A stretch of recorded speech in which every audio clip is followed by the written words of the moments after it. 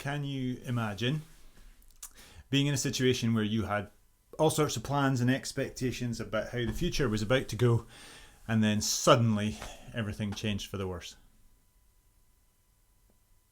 Can you imagine having a vague sense in your bones about certain values that maybe have been passed down from generation to generation, but then also feeling that in 1,000 tiny ways each day those values are being chipped away at by messages and attitudes and images that you're being bombarded with? The feeling that everybody else is buying and selling and living a way that is slowly dragging you into, and in some ways you're actually enjoying it, but then you're also thinking, well, but I'm uneasy about some of the choices that are being made here and the hidden costs, and then thinking, well, but if everyone else is doing it.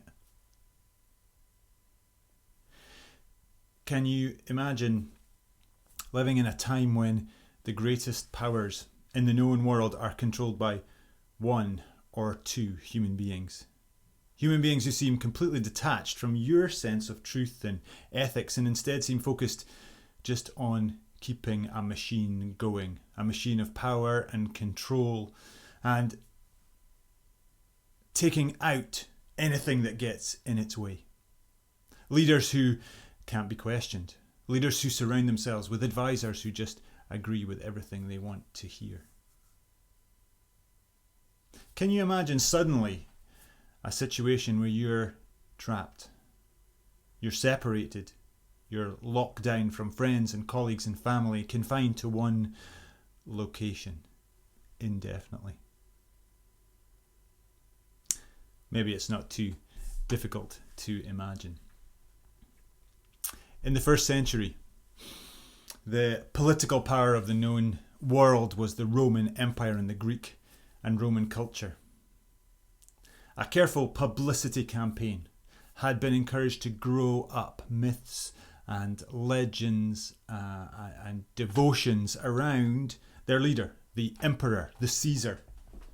And around about AD 81, the new emperor Domitian had taken this to the highest and the most extreme level so far, having himself officially titled God the Lord, Deus et Dominus in Latin.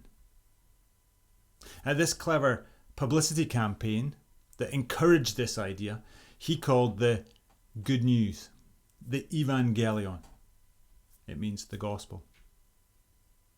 And so daily 1,000 tiny little messages reinforce the idea that the emperor is the saviour, the bringer of peace, the God, the Lord, worthy of your devotion and indeed your worship. This is a time before print media, TV, public briefings. The one way this was stamped home took the form of issuing coins. The coins were the only way into the system. You want to get paid, you want to eat, you want to travel, you want to take part in the economic culture. If you want to worship at your temple, then you need Roman coins. And what images are put on the coins? Well, the emperor winning a battle. The emperor on the throne of the world being worshipped. The emperor holding the stars in the sky. The emperor standing with a Bible in front of a temple. So bow down, behave, keep buying stuff, and keep paying your taxes and behave like a good little boy. But not everyone bowed down. One thorn in the emperor's side towards the end of the first century was called John. This John was a Jewish follower of a young Jewish rabbi called Jesus of Nazareth, who had been his own kind of thorn in the empire's side to the point where he was executed. However, this John himself was a critic that was so vocal that he himself ended up being quarantined, exiled into a prison community on an island called Patmos. It turns out that while being in lockdown may be hugely limiting. It can also, it turns out, be a time of huge creativity and inspiration. And so just like another Jewish rabbi, Paul, who wrote a lot of letters from prison, this John is not limited by his location. This doesn't prevent him from supporting, from using his craft, his creativity to serve the people he loves. John calls himself a servant. The word minister means a servant. John was a minister, a pastor. Despite his lockdown, he could still serve the people he loved. And so around the end of the first century, around about AD maybe 90, 100, he wrote a letter that was to be taken round the groups of Jesus followers struggling to maintain their identity and their faith in the face of this pressure, these thousands of daily chipping away at their faith. In particular, he writes to the small groups of Jesus followers starting to be known as churches in and around and along the coast of Asia, now modern day Turkey. This, John's letter, is collected for us in this book, this collection of books we call the Bible at the end, and is known as Revelation, or more properly, the Revelation. I'm sure you've heard of it. And I'm guessing what you've heard about it hasn't encouraged you to read it, and I'm sorry about that. We've spent a few months looking at another misunderstood book called Genesis, and in that I found myself often talking about all the things that are not in there, and I think we're going to find the same in the Revelation.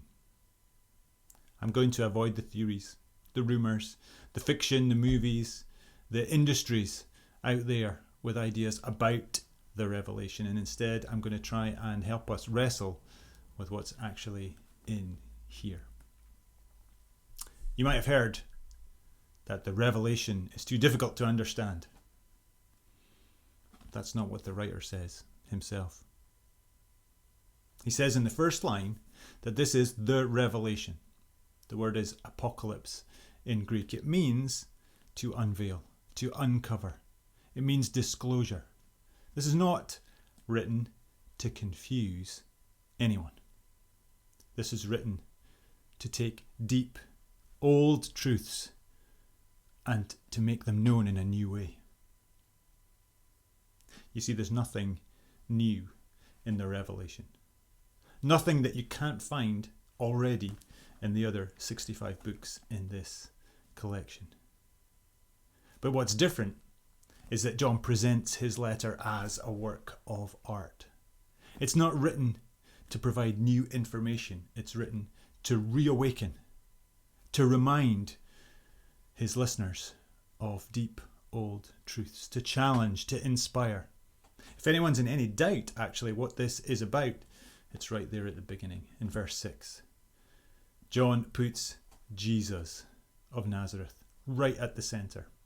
This is not the revelation of John, it's the revelation of and about Jesus. Jesus who? Well, Jesus, as far as he's concerned, the Christ, the Messiah. Jesus, the one who puts God on show. Jesus, the one who is the first to live out the death, the life and the death and the resurrection that points to God's plan for everything. Jesus is the one who is love and who has, in his life and his death and his resurrection, taken away all the barriers that get in the way of his people being who they were made to be. But he's the one who's done this not to create a cozy club of the rescued, but instead to make, as he promised, as God promised right at the beginning of the story, a kingdom of priests. People who put God on display.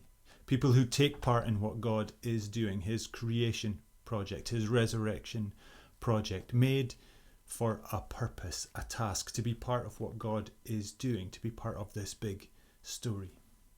This John is a lot like you and a lot like me. A fellow servant, a fellow sufferer, stuck, only apparently stuck, in the middle of his own lockdown. Like me, he takes his God seriously. Like me, he takes his words seriously. This John is an artist. And like me, he takes people seriously. John's readers may have felt stuck, trapped, all the while having their identity, their values, their hopes chipped away by 1,000 different daily ways and messages. But John wants to waken them up, to remind them, to reveal again, to uncover again that this Jesus story, this Jesus movement is not stuck at all. That things are moving forward in 1,000 tiny ways every day. And that God will finish what he started. And while we may be in the middle, in the meanwhile, we are not stuck. And we are not alone, as hard as it may be. Instead, we have each other. And we have God himself in 1,000 tiny ways. Blessed are those who hear this and take to heart what is written in here.